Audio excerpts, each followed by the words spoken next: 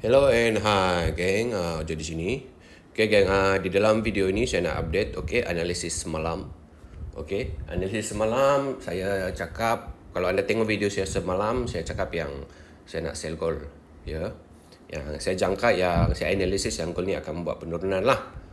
So, kalau anda tengok video saya semalam, gold sedang berada di kawasan sini. So, kalau guna Fibo retracement, kita nak sell dari sini.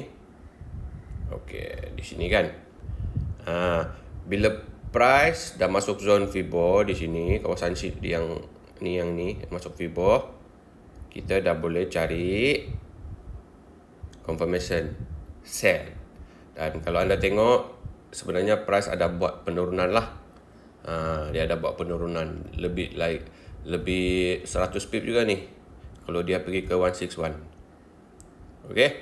Sebelum dia meneruskan kenaikan. Geng.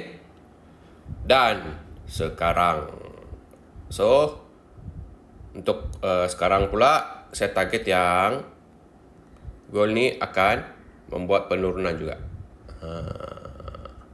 Alright. Kalau kita tengok guna Fibo, kalau dia turun dari mana ke mana, saya rasa tapi dia akan turun pergi ke 161 juga. Target saya 161 lah. Tapi kalau nak target awal, letak saja di 100 pip.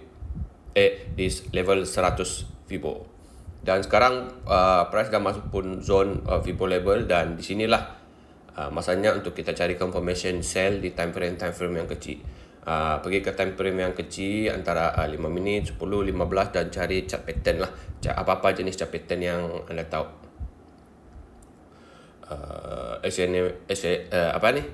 HNS kah, engulfing kah, ataupun a breakout trend line kah, cari di kawasan time frame yang kecil.